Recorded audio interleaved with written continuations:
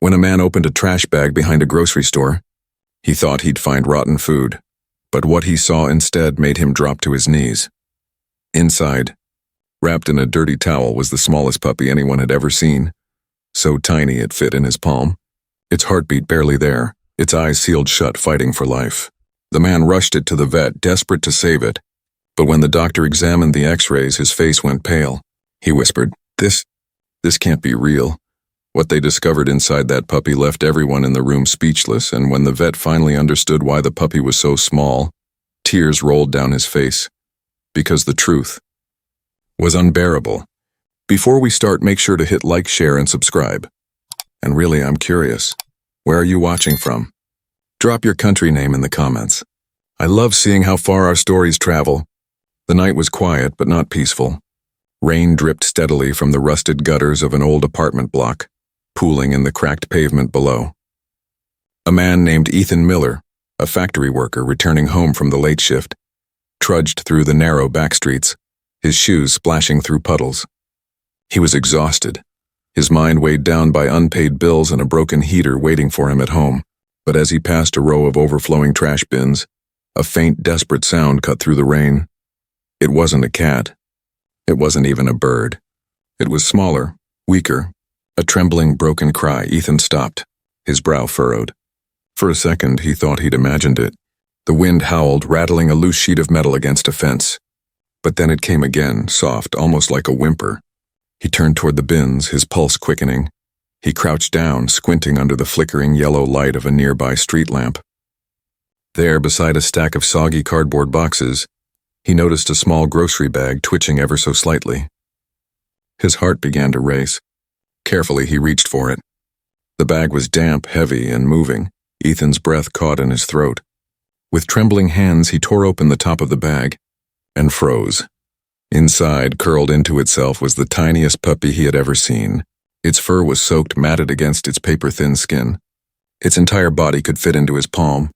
The puppy's eyes were barely open, and its ribs rose and fell weakly with every shallow breath. Its tiny mouth opened, letting out a faint, broken squeak that didn't even sound like a bark. Ethan felt his stomach twist. Someone had thrown this little creature away like trash. Hey, little one," he whispered, his voice breaking. He gently cupped the puppy in his hands, feeling its fragile warmth, or what was left of it. The pup's body was cold as stone, its paws twitching faintly. Without thinking twice, Ethan pulled off his jacket and wrapped the trembling creature inside. The rain pelted down harder now, soaking his hair and clothes, but he didn't care. He could feel the tiny heartbeat against his fingers, faint but still there. "Hang in there, buddy," he murmured. "I've got you." He looked around. The street was deserted, shops long closed, and the nearest vet was miles away. But Ethan wasn't the kind of man to walk away. He clutched the bundle close to his chest and started running, through puddles, past shuttered stores, his shoes splashing in rhythm with his heartbeat. The puppy made another weak sound, almost like it was crying. Each tiny noise pushed Ethan faster. He didn't know if the little creature would survive the night. But as he ran through the rain, one thing became clear. He was not going to let it die in a trash bag, not tonight. Not while he still had strength in his legs and hope in his heart. Ethan's breath came in ragged bursts as he sprinted through the darkened streets, clutching the bundle of fabric against his chest. Rain poured down in icy sheets, blurring his vision, but he didn't slow down. The little heartbeat beneath his hands was fading, weak, fluttering, uncertain. Every second mattered. He had no umbrella, no car, just his legs in sheer desperation. The nearest veterinary clinic he could think of was across town, a place he'd seen once while passing the main road. "Hold on, little guy," he whispered, his voice shaking. "Just a bit longer." He dashed across an empty intersection, the streetlights flickering overhead. A car whooshed by, splashing a wave of muddy water onto his pants, but Ethan barely noticed. He shielded the puppy from the cold, tucking it closer under his jacket, trying to give it whatever warmth he had left. The rain made the world feel endless. His boots slipped on the wet pavement, his lungs burned, but the thought of stopping never crossed his mind. The faint sounds coming from inside the bundle were growing quieter. Panic clawed at his chest. Finally, through the mist and rain, he saw it, a dimly lit sign flickering over a glass door. 24-hour Animal Care Center. Ethan stumbled toward it, nearly losing his footing as he rushed up the steps. He shoved the door open, the bell above it jangling loudly. A young receptionist looked up, startled. Ethan's hair was dripping, his jacket soaked, his hands trembling as he unwrapped the tiny creature. "Please," he gasped. "He's dying. Please help him." The receptionist's eyes widened. "Oh my God," she whispered, seeing the puppy's fragile, trembling form. "Dr. Harris! Emergency!" Moments later, a tall man in a white coat burst through the swinging door, his expression instantly shifting from calm professionalism to alarm. "Bring him here, now!" Ethan followed him into the exam room, his boots squeaking on the wet floor. The vet laid the puppy on a soft towel under a bright examination lamp. The pup didn't move. Its breathing was shallow, erratic. The vet pressed a stethoscope against its chest, frowning deeply. Ethan stood frozen, drenched and shivering, afraid to speak. The vet's voice was calm but tense. "He's severely hypothermic. We're losing him." The assistant hurried in with a heating pad and tiny oxygen mask. The vet's hands moved fast, gentle, precise, desperate. Ethan could only watch as wires, tubes, and warmth surrounded the fragile body that barely filled the doctor's palm. Rain drummed softly against the clinic windows. For a moment, the world outside didn't exist. Only the rhythmic beeps of a monitor and the trembling hope in Ethan's chest. The smallest life he'd ever seen was fighting for survival. And Ethan silently vowed he'd fight alongside him. Dr. Harris adjusted the lamp, his expression tense but focused. The tiny creature on the metal table was barely moving, its breath so faint they were almost invisible.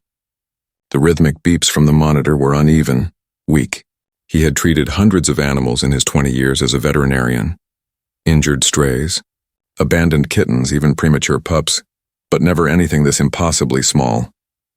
He leaned closer, inspecting the fragile body through magnifying glasses. "This isn't normal," he muttered, mostly to himself. The puppy's bones were delicate, almost translucent under the harsh light. Its heart fluttered erratically, as if unsure whether to keep beating. Ethan stood on the other side of the table, his clothes dripping onto the floor, his eyes wide with worry. Is he going to make it?" he asked, his voice barely above a whisper. Dr. Harris didn't answer right away.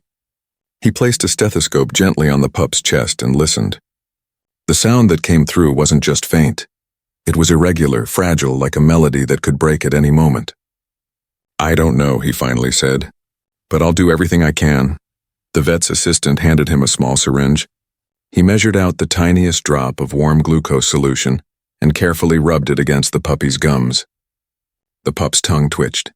That small movement drew a deep breath from everyone in the room. "Come on, little fighter," the vet whispered, his voice softening. "Don't give up now." He wrapped the puppy in a heated towel and adjusted the oxygen flow. Then he reached for the thermometer. His brows furrowed even deeper as he read the numbers. Dangerously low. "Severe hypothermia," he said. "His body temperature isn't even close to stable. We need to bring it up slowly or his heart won't handle it."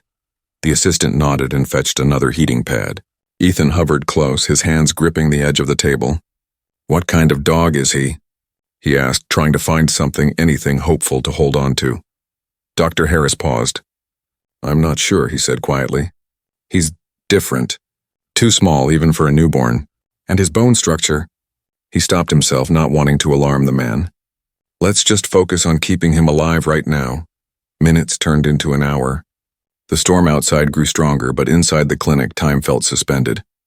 Every tiny breath, every twitch was a victory. Ethan could hear nothing but the soft hum of the machines and the steady, rhythmic commands of the vet's voice guiding his assistant. Finally, the puppy let out a weak, trembling whimper. It was barely a sound, but to Ethan it was everything. Dr. Harris exhaled and looked up, meeting Ethan's eyes. For the first time that night, his expression softened. "He's fighting," he said quietly. "And that's a good sign."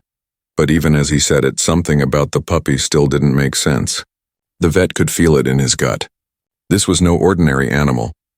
And soon, he would find out why. The clinic lights glowed dimly against the storm outside, casting long shadows across the floor.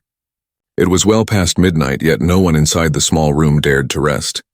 The soft hum of machines filled the silence as Dr. Harris and his assistant worked tirelessly over the fragile body that lay on the table. The tiny puppy's chest rose and fell unevenly, its breath shallow and strained. Each faint exhale was a miracle, but also a reminder of how close he hovered to the edge of life. The oxygen tube beside him hissed softly, delivering measured puffs of air, while a heating pad cradled his frail body in a cocoon of warmth. Ethan stood nearby, arms crossed tightly as though holding himself together. His clothes were still damp from the rain, but he didn't care. His eyes were fixed on the little creature that had stolen his heart within minutes. Every time the puppy's breathing faltered, Ethan's heart skipped a beat. He whispered quietly, "Come on, buddy. You can do this." Dr. Harris wiped sweat from his brow, his expression focused but weary. "He's trying," he murmured, adjusting the oxygen. "He's weak, but there's fight in him.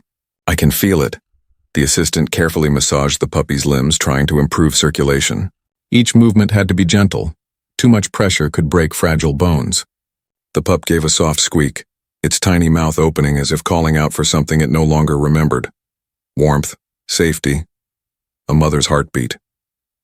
Ethan swallowed hard. He couldn't bear the thought that someone had thrown away this helpless life like garbage. The image of that rain-soaked trash bag replayed in his mind again and again, tightening his chest with anger and sorrow. "Who could do something like this?" he whispered. Dr. Harris sighed, his voice low. "You'd be surprised. Some people see life as disposable, especially when it doesn't meet their expectations." The puppy suddenly let out a soft whimper, its body twitching weakly. The monitor beeped irregularly. Dr. Harris leaned forward. "We're not losing you now," he said firmly, almost like a promise. He adjusted the IV drip, injecting a carefully measured stimulant to stabilize the heart rate. Seconds passed like hours, then slowly the beeping steadied. The little chest rose again, weakly but rhythmically. Ethan let out a shaky breath, tears welling in his eyes. "He's still with us," he said softly, a fragile smile breaking through the exhaustion. The vet nodded, though his expression carried both relief and curiosity. "Yes," he said, watching the tiny fighter cling to life. "But there's something strange about his anatomy. I've never seen a puppy this small survive this long. Once he's stable, we'll need to take a closer look." Outside, thunder rumbled across the city, but inside the small clinic, a miracle was unfolding. Against every odd, a life too small to be noticed had refused to give up. And as the storm raged on, that tiny heartbeat kept fighting, steady, stubborn, alive. The long night was giving way to dawn. Pale streaks of light slipped through the blinds, painting faint gold lines across the clinic walls. The storm had quieted outside, but inside the room still pulsed with tension. Hours had passed since Ethan had carried the tiny creature in from the rain, and still, neither he nor Dr. Harris had moved from its side. The puppy lay swaddled in a soft towel beneath a heating lamp, its body barely larger than the doctor's hand. A steady beeping filled the silence, soft, reassuring, fragile. For the first time since he found him, Ethan allowed himself to breathe. Is he really going to make it?" he asked quietly. Dr. Harris leaned closer, listening to the rhythmic pulse of the tiny heart. "He's fighting," he said softly, almost smiling, "and that's more than I expected." The pup's chest rose and fell with slow effort, but this time it was stronger, more certain.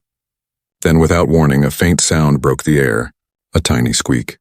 Barely audible, yet it made every soul in the room freeze. Ethan's eyes widened. "Did you hear that?" Dr. Harris nodded. "He's responding." He quickly motioned to his assistant. "Let's keep the temperature steady." "He's coming back." The puppy twitched, one frail paw shifting beneath the towel. The motion was weak, like the flicker of a candle struggling to stay lit, but it was there. The little creature was alive, truly alive. Ethan felt his throat tighten as emotion welled in his chest. "Hey there, little guy," he whispered, leaning close. "You're safe now." The puppy made another faint sound as if answering him. Its nose twitched, tiny droplets of moisture glistening under the light. Dr. Harris smiled faintly but didn't hide his concern. "He's stable for now," he said, "but his condition is unusual. His organs are smaller than any I've seen." Ethan frowned, confused. "What do you mean?" The vet hesitated. "I mean, even for a newborn, he shouldn't be this small." Something's not right, but Ethan wasn't listening anymore. His eyes were locked on the pup, its faint movements, its soft breathing, its stubborn will to live. For him, this was more than survival. It was a miracle, and neither of them knew. The mystery behind this tiny life was only beginning to unfold. The clinic was quiet except for the rhythmic hum of the heating lamp and the faint, fragile breaths of the tiny survivor. Morning sunlight filtered through the blinds, spilling golden lines across the examination table. Dr. Harris stood over the puppy, arms crossed, his expression shadowed with unease. Something about this little creature didn't sit right with him. He'd seen premature births before, runts of litters so small they could fit inside a teacup. But this was different. The pup's proportions weren't just small. They were unnatural. Its limbs were slightly uneven, its skull oddly shaped, and its heartbeat, though steady, carried a faint irregularity he couldn't explain. Ethan sat nearby on a stool, rubbing his tired eyes. He hadn't slept all night, but he refused to leave. His gaze followed every movement the vet made. "You keep looking at him like something's wrong," Ethan said finally. "Is there?" Dr. Harris hesitated. "I don't want to jump to conclusions," he replied, adjusting his glasses. "But I've been a vet for over 20 years. I've never seen a puppy like this." He gently lifted the pup and turned to the assistant. "Let's get an X-ray. I need to see what's happening inside." The assistant nodded and carefully transferred the puppy onto the padded imaging plate. The machine hummed softly as a faint blue light scanned over its fragile frame. Ethan stood behind the glass partition, his heart pounding. Minutes later, the screen flickered to life, showing a detailed scan of the tiny creature's skeleton. Dr. Harris leaned closer, his eyes narrowing. Then his hand froze on the control panel. "What in the world?" he whispered. Ethan's stomach tightened. "What is it?" Dr. Harris didn't answer at first. He zoomed in on the image, studying the structure of the puppy's ribs and spine. "This isn't natural," he said finally, his voice low. "There are signs of manipulation." "Manipulation?" Ethan echoed, confused. The vet nodded grimly. "Genetic interference. Bone density inconsistencies, malformed joints, underdeveloped lungs. This puppy wasn't born like this by accident. Someone did this deliberately." The room went silent. The only sound was the faint ticking of the clock and the puppy's shallow breaths. Ethan stared at the monitor, disbelief spreading across his face. "You're saying someone made him like this?" Dr. Harris exhaled, shoulders heavy. "I've seen cases like this before. Illegal breeding, experimental gene work. They try to create miniature designer pets, but it's cruel. Most don't survive more than a few days." He looked down at the small bundle on the table. "This one, he was never meant to live." Ethan's fists clenched. "That's monstrous." The vet nodded solemnly. "It is. And whoever did this didn't just abandon him. They discarded him like trash when he didn't meet their standards." The two men stood in silence, the truth sinking in. The smallest puppy ever seen wasn't just a victim of neglect. He was evidence of something far darker. And for the first time, Dr. Harris felt not just concern, but anger. Dr. Harris stood frozen before the glowing X-ray screen, his reflection flickering against the glass. His throat felt dry as he studied the impossible patterns of bone and tissue. Every instinct in him, every ounce of training and experience told him this wasn't nature's work. This was man's. And man had failed miserably. Ethan hovered behind him, his heart pounding. "You're saying someone made him like this? On purpose?" Dr. Harris nodded slowly, removing his glasses and rubbing his temples. "There's no other explanation. The skeletal structure shows signs of selective tampering, forced genetic miniaturization. This isn't a natural breed. It's an engineered one." The words hung in the air like poison. Ethan felt a wave of disbelief crash over him.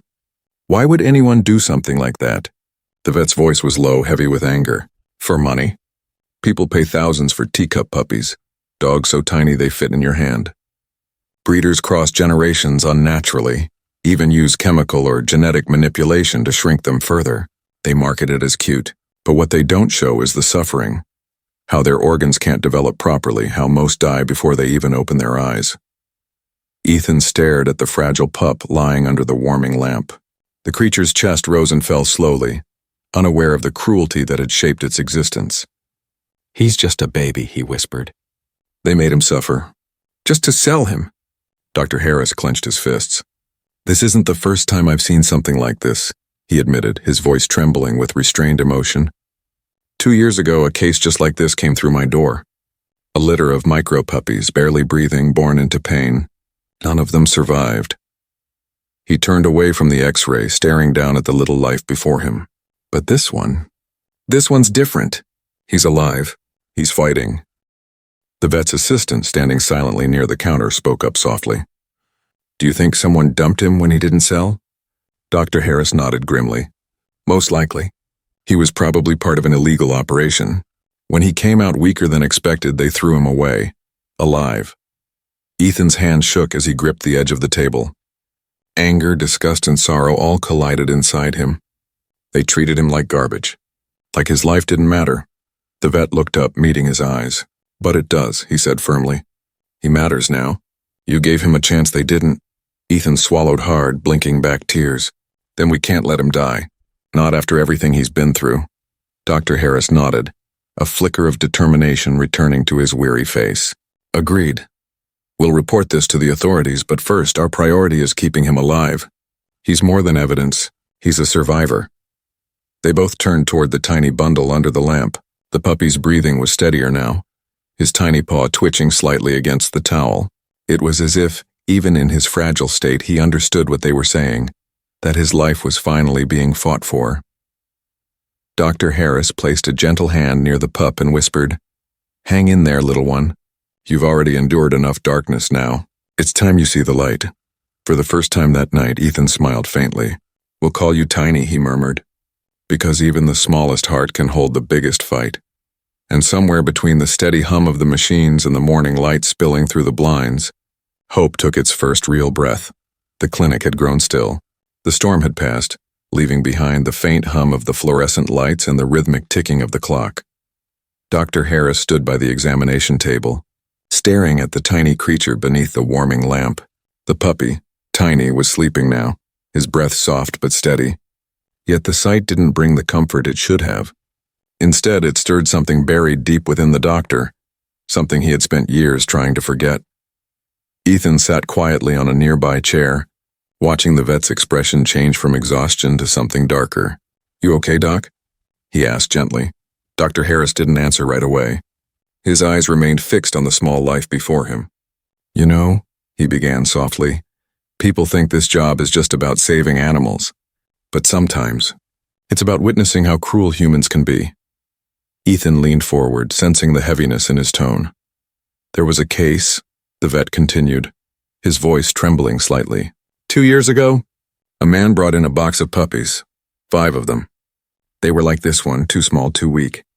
Their bones were brittle, their hearts barely functioning. He said they were a rare breed, that he could make thousands selling them. Dr. Harris paused, his jaw tightening. But by the time I examined them, it was already too late. One by one, they died right here on this table. I tried everything, but they were never meant to survive. His voice cracked. I buried them myself behind the clinic. Ethan lowered his gaze, the image cutting deep. I'm sorry, he whispered. The vet shook his head. I swore I'd never let it happen again. I even filed reports, but those people, those breeders, they vanished before authorities could catch them. I've seen a lot in my career, but that broke me. He turned back toward Tiny, his hands trembling. And now here he is. Another one. Another victim of their greed. Tears welled in his eyes. He tried to blink them away, but one slipped free, falling onto the metal table.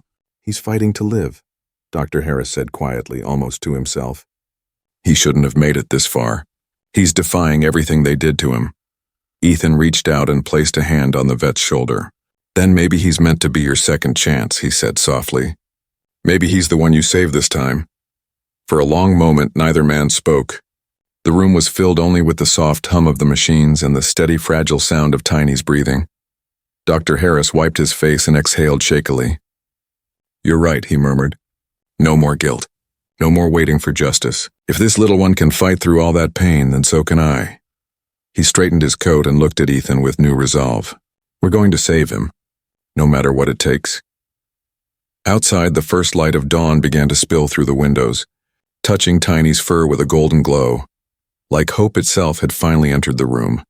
The sky outside had shifted from gray to soft blue, signaling the start of a new day.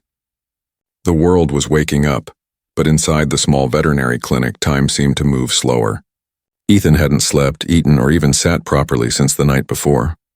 He refused to leave Tiny's side, watching the little fighter sleep peacefully under the warm glow of the lamp. Dr. Harris had suggested he go home to rest, but Ethan had shaken his head firmly. "Not until I know he's safe," he said. His voice wasn't loud, but it carried a weight of unshakable conviction. He pulled a chair closer to the table and leaned forward, resting his arms on his knees. Every few minutes he reached out gently to check that the tiny chest was still rising and falling. Each breath, no matter how faint, was a reason to hope. Dr. Harris stepped into the room, a steaming cup of coffee in his hand. His eyes softened when he saw Ethan still there. "You've been up all night," he said quietly. "You'll collapse before he does." Ethan smiled faintly, though his face was pale with fatigue. "I've been through worse," he replied. "He's alone in this world now. Someone's got to stay with him." The vet nodded. He recognized that kind of loyalty. It was rare, and it often came from people who'd known pain themselves.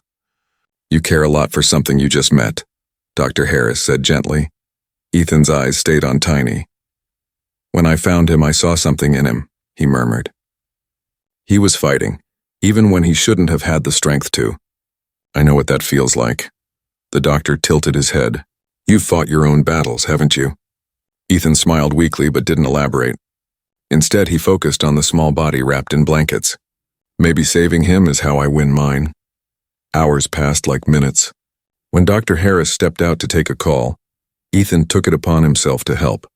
Following the vet's earlier instructions, he gently warmed a small syringe of formula. With trembling hands, he fed Tiny drop by drop, making sure not to overwhelm him. The puppy's tiny tongue flicked at the milk, and for the first time, Ethan heard a faint, content sigh. A tear slipped down his cheek before he even realized it. "That's it, little guy," he whispered, smiling. "You're stronger than you think." By the time the vet returned, Ethan was still there, eyes red but spirit unwavering. "You're not just his rescuer anymore," Dr. Harris said softly. "You're his family." Ethan looked up, his tired eyes shining. "Then I'll make sure he never feels abandoned again." And from that moment on, he meant every single word.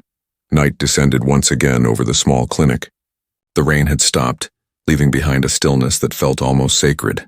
The soft hum of machines, the faint ticking of the clock, and the steady rhythm of Tiny's breathing filled the air. For the first time since Ethan had found him, there was peace, but it was the kind of fragile peace that could shatter with a single wrong breath. Ethan sat beside the examination table, his hand resting near the little bundle of life.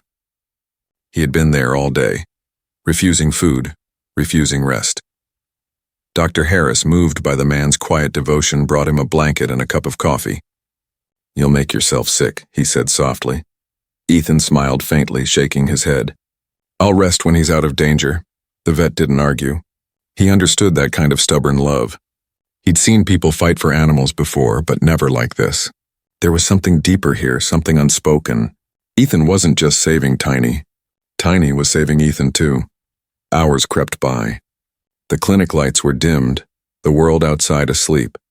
Dr. Harris dozed in a chair nearby, but Ethan stayed awake, watching the small creature's every breath. Each rise and fall of that fragile chest gave him something he hadn't felt in years: purpose. Then, just past midnight, Tiny stirred. At first, Ethan thought it was just a reflex, a twitch. But then the puppy let out a soft, squeaky sound like the smallest attempt at a bark. Ethan's eyes widened. He leaned closer, his heart pounding. "Doc, Doc, he's moving." Dr. Harris jolted awake, his fatigue vanishing in an instant. He rushed to the table, scanning the monitors.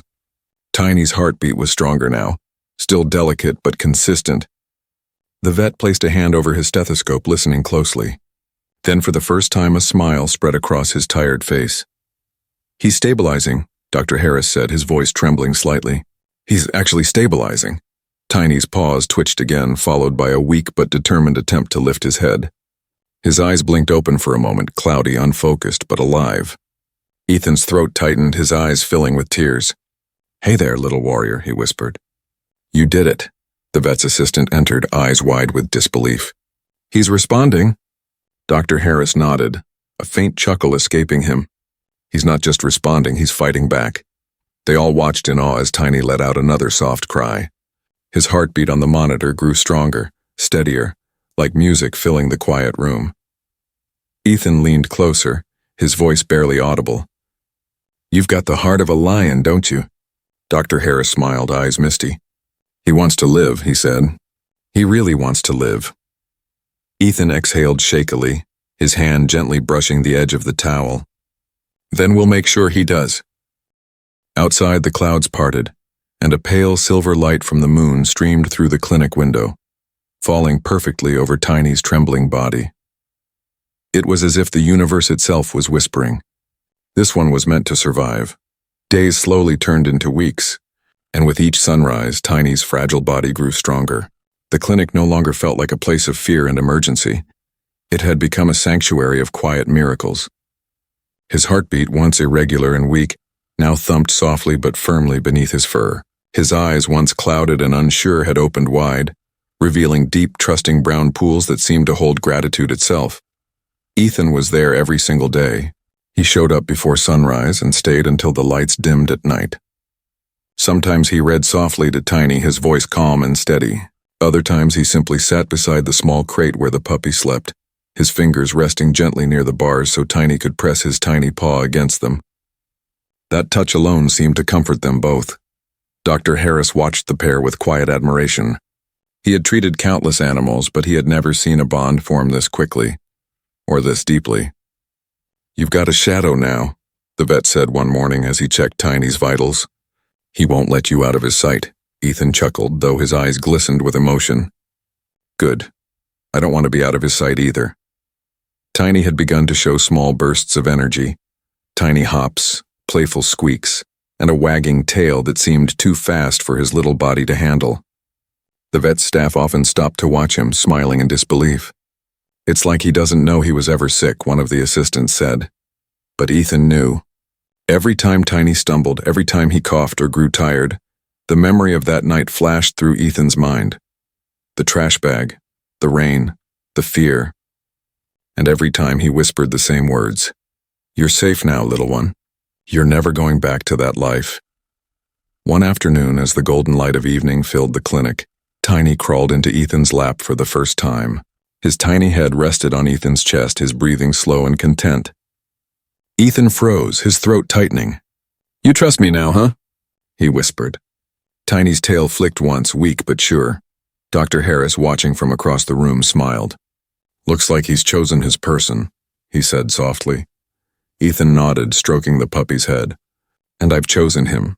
In that quiet moment, surrounded by the soft hum of machines and fading daylight, something unspoken passed between man and dog, a promise. Whatever had broken Tiny before would never touch him again. It was a quiet Thursday morning when Dr. Harris finally made the call. For days, the truth about Tiny's origins had been gnawing at him, a truth too dark to ignore. He knew this wasn't just an isolated act of cruelty. Someone out there was deliberately creating and discarding helpless lives like Tiny's, and it was time to put an end to it. The police arrived at the clinic just after noon. 2 officers dressed in plain clothes stepped inside with calm professionalism. One of them, Detective Laura Hayes, had handled animal cruelty cases before, but nothing could have prepared her for what she saw on the vet's monitor, the X-rays of Tiny's skeletal structure. "My God," she murmured, leaning closer. "This was deliberate?" Dr. Harris nodded grimly. "Every deformity points to forced genetic manipulation. Someone's trying to create miniature designer breeds. I've seen this pattern before, but this time we have proof." Ethan stood nearby, holding Tiny carefully in his arms. The little pup was asleep, unaware that his small existence had sparked something much bigger, a fight for justice. "Do you think you can find who did this?" he asked, his tone edged with quiet anger. Detective Hayes met his gaze. "If there's a trail, we'll find it. These people don't stay hidden forever." Dr. Harris handed her a plastic evidence bag containing the trash bag Ethan had found Tiny in. "That's where he was left," he explained. "If you can trace any fibers or prints, maybe you'll find who dumped him." The detective nodded and turned to her partner. "Get this to forensics immediately." Over the next few days, the clinic turned into a hub of quiet investigation. Officers came and went, collecting photos, X-rays, and DNA samples. The atmosphere was tense, but underneath it all there was hope. Hope that Tiny's suffering wouldn't be in vain. Then, one evening, Detective Hayes returned with news. She entered the clinic carrying a file, her expression a mix of triumph and disgust. "We found something," she said. The plastic bag had partial fingerprints. "We matched them to a facility that's been under suspicion for illegal animal testing and genetic breeding." Dr. Harris's heart sank. "Where?" "An abandoned warehouse on the outskirts of town," she said.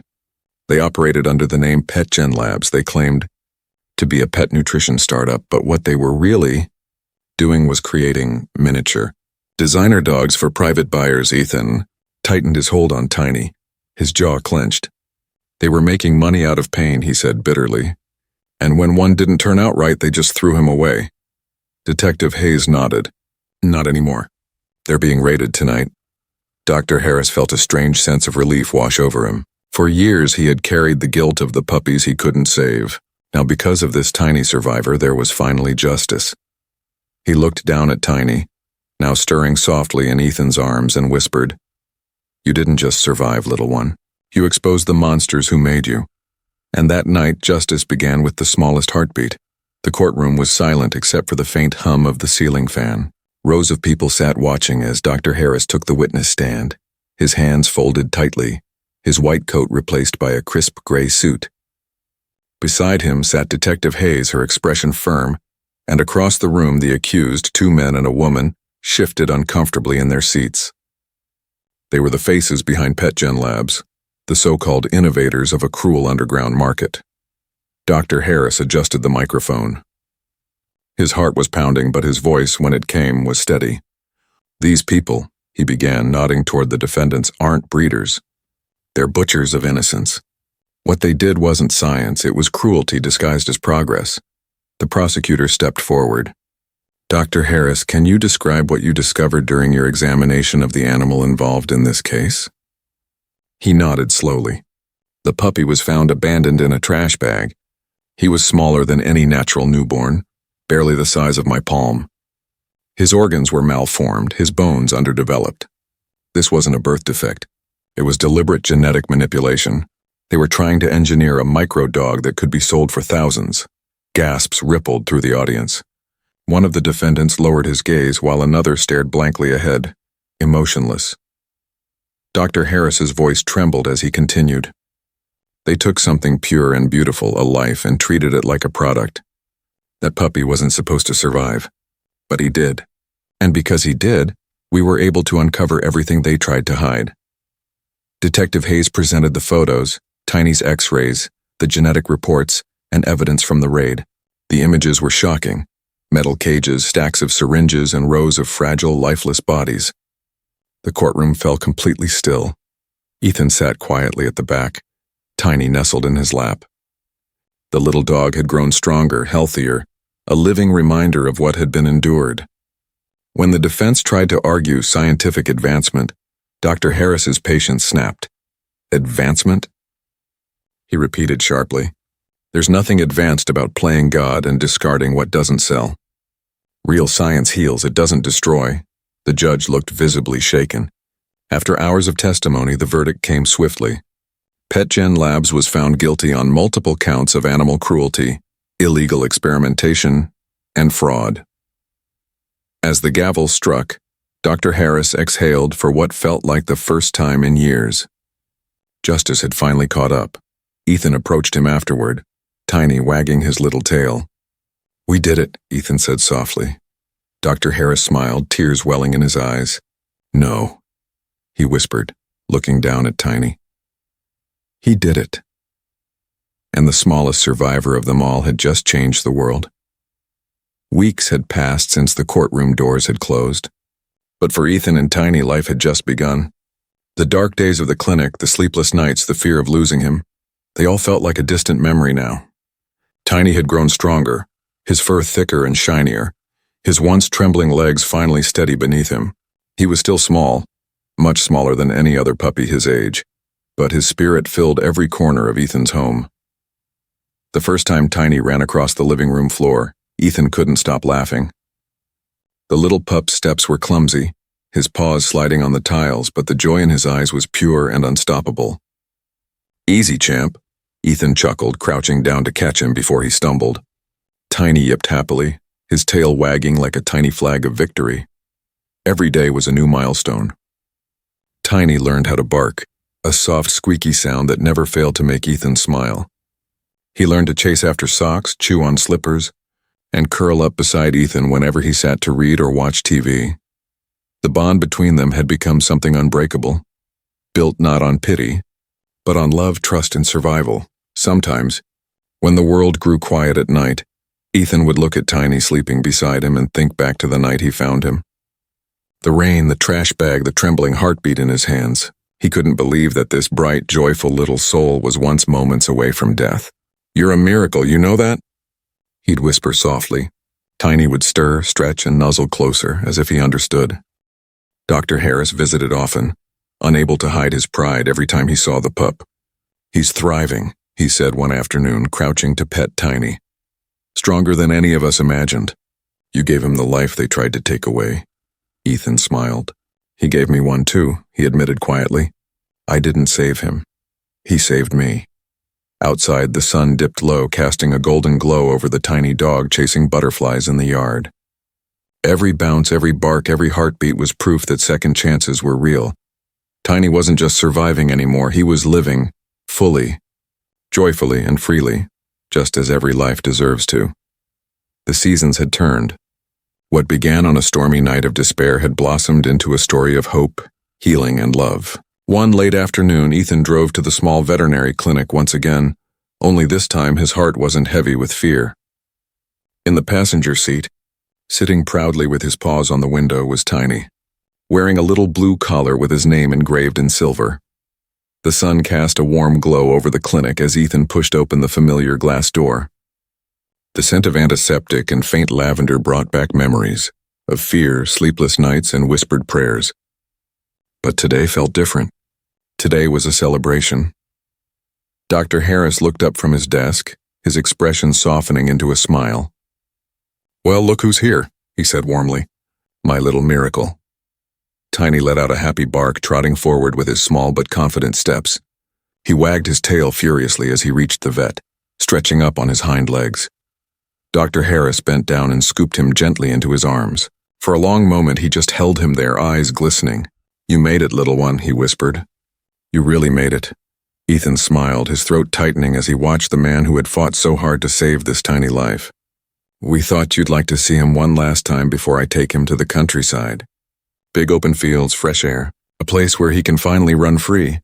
The vet nodded, his voice thick with emotion. "That's perfect. That's what he deserves." He stroked Tiny's fur softly, his hand trembling. "You know, there are days I still think about all the ones I couldn't save. But this little guy," his voice cracked, "he reminded me why I never gave up." Ethan stepped closer, his voice gentle. "You didn't just save him, Doctor. You saved both of us," Dr. Harris handed Tiny back carefully, tears filling his eyes. "No," he said softly. "He saved all of us." Tiny licked his hand before turning to nuzzle against Ethan's chest. The vet smiled through the tears streaming down his face. As the door closed behind them, the last rays of the setting sun poured into the clinic, lighting the room in gold.